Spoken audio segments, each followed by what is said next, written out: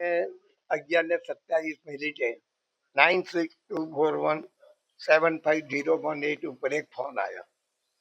પહેલા તો મને પૂછ્યું આપનો નંબર, એટલે મેં કીધું 9825143333. પછી મને પૂછ્યું આપનું નામ, એટલે મેં કીધું યોગેશ નારાયણદાસ પટેલ. પછી એ ગુજરાતીમાં બોલતો હતો. પછી મને કીધું કે હું બોમ્બે પોલીસમાંથી બોલું છું, તમને એક નોટિસ મોકલી છે. એટલે તરત જ મને સતર્ક થયું. મેં કહ્યું આ કોઈ ગઠિયો લાગે છે. એટલે મેં એને કીધું ભાઈ તું જે સ્કૂલમાં ભણ્યો છે ને એ સ્કૂલનો પ્રિન્સિપાલ હતો.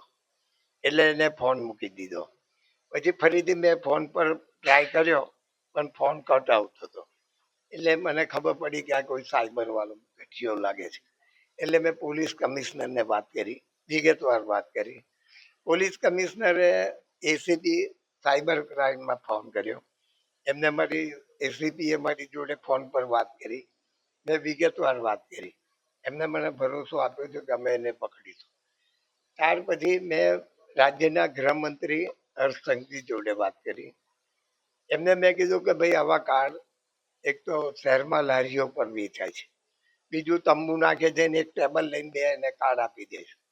ઘણા લોકો પાસે પોલીસે ઘણાને પકડ્યા છે. 2 કાર્ડ હોય, 10 કાર્ડ હોય, 50 કાર્ડ હોય, આવા કાર્ડ ઘસીને લોકોને છેતરતા હોય છે. એટલે મેં ગૃહમંત્રી સાથે કીધું કે ભાઈ પહેલા તો આ કાયદામાં સુધારા કરો.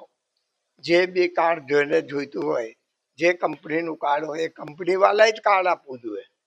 શા માટે એવી રીતે બજારમાં લારીઓ પર આ કાર્ડ વેચાય છે? બીજું 2 જામીન બી હોવા જોઈએ, પાક્કા જામીન, અને એ શહેરના જ હોવા જોઈએ.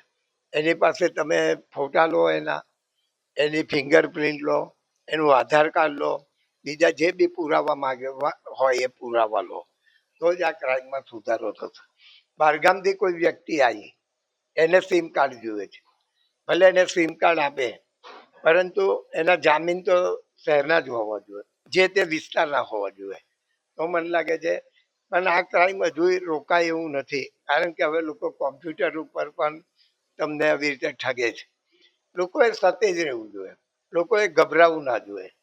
જ્યારે તમને ખુદને વિશ્વાસ હોય કે ભાઈ મેં કોઈ ક્રાઇમ નથી કર્યો, પછી તમે ડરો છો કેમ? ને ડરીને તમારા પૈસા જતા રહે છે, લોકો ઠગે છે, તમને હેરાન કરે છે.